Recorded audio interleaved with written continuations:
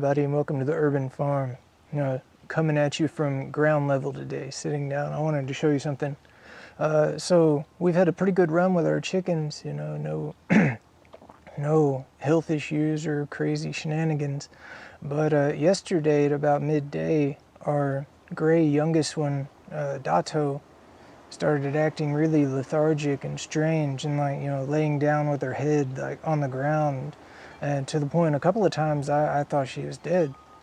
And so we monitored her quite close, and then wanted to see how she would do over the night. Now she was weak, I guess, because she slept on the coop floor. She didn't get up on their little perch board, so that was a sign that something was not all well.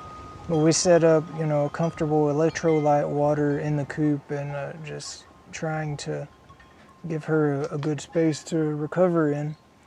And this morning when I let them out, she was jumping and chirping and drinking and eating and bouncing around. So I went in excited and told my wife that it's full recovery, some kind of miraculous chicken voodoo.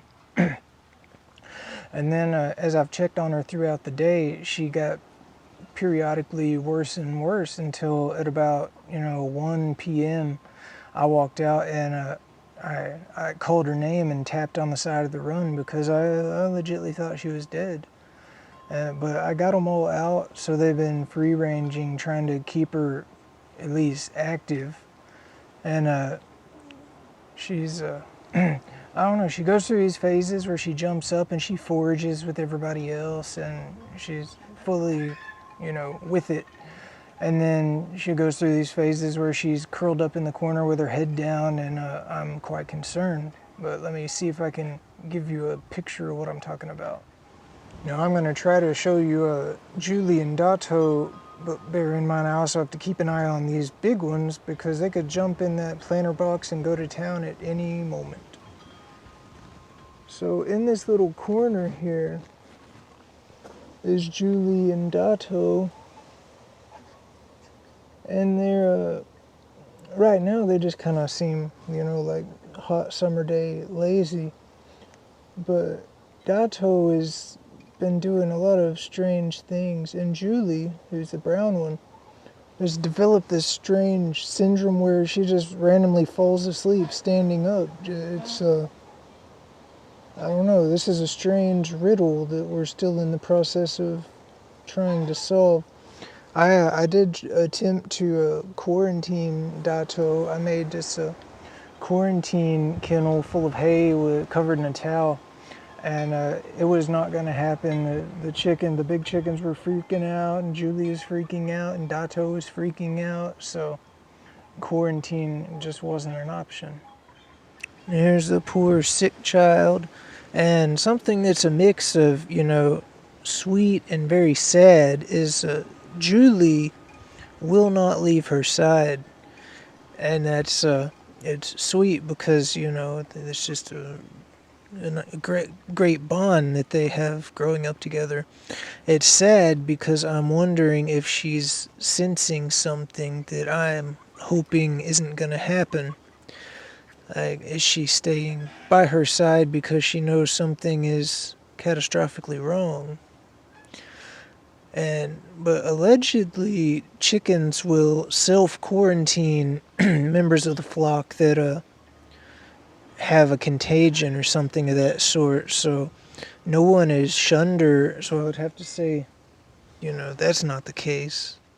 So this is pretty much her go-to state for the past day and a half.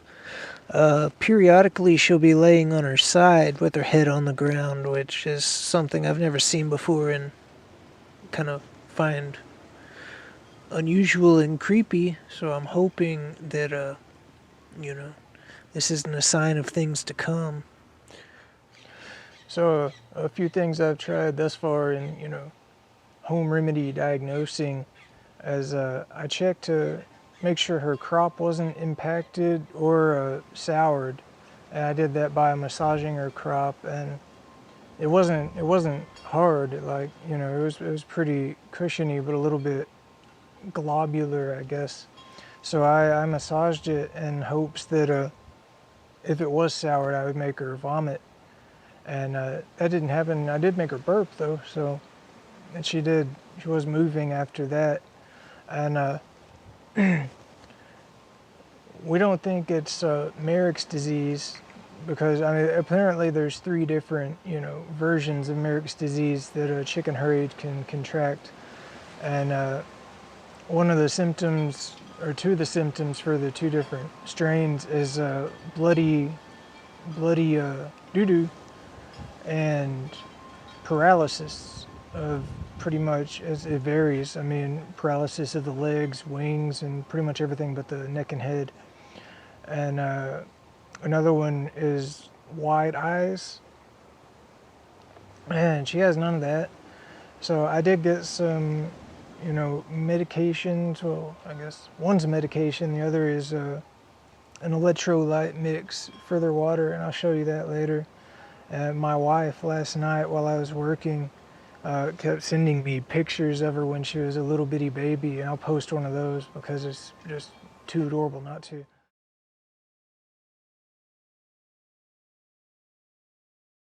But I don't know, my wife, so I grew up on a ranch, so I lived around animals. I'm pretty familiar with this whole they get sick thing.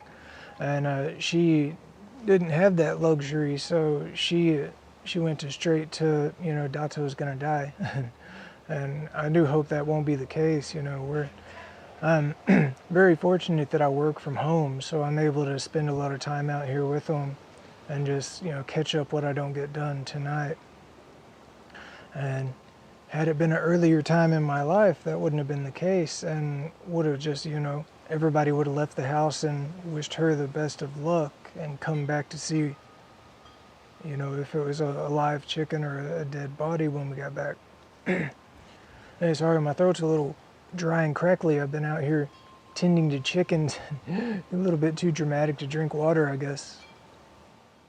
It's remarkable how attached to those chicks that we've become.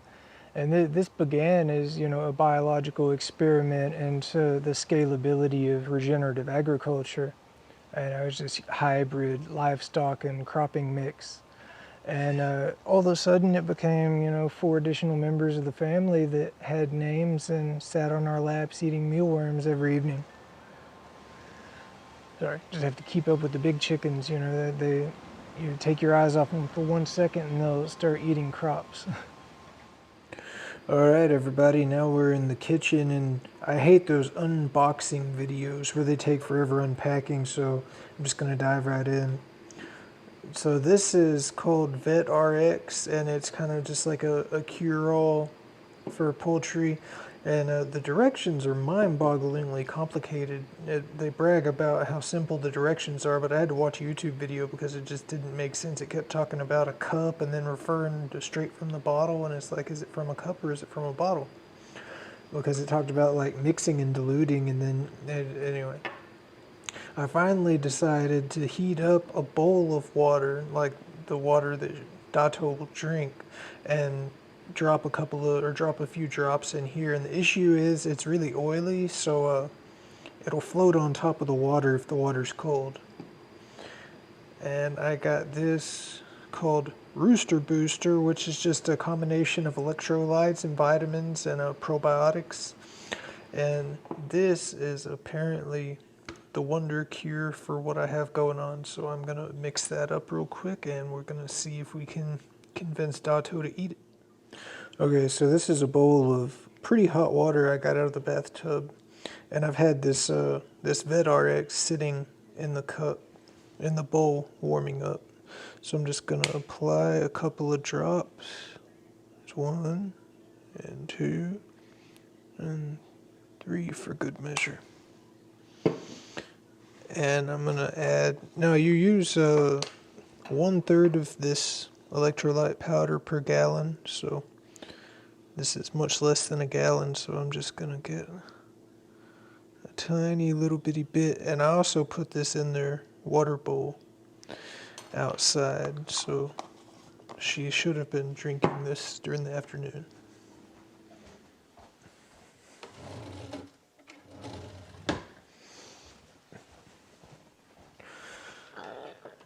being the ultimate chef I am, I forgot to prepare a spoon to start with, so I had to go get that. Just mix it in as well as I can. I don't know if it picks up on the camera, but you can tell that VetRx, it's like a swirly. It's pretty much the same as if you were to add like olive oil or something into water. You can just see like the swirliness. But okay. So I'm gonna let that cool just a little bit, and then we're gonna go see about convincing Dato to take it.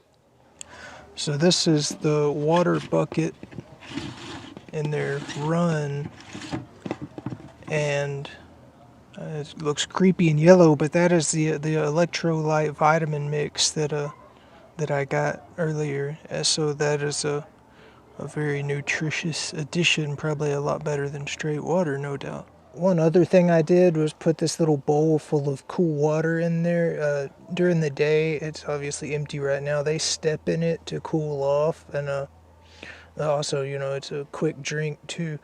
But it got used because it was full earlier.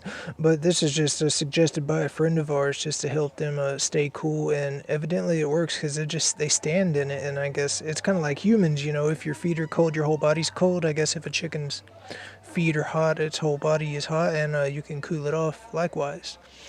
What I also did was, so this is the 50-50 mix of the juvenile feed and the laying hen feed. And I also added another straight juvenile kibbles, just in case this was a crop issue due to the feed transition. And I also have the electrolyte mix in their coop as well, in case anybody gets thirsty during the night.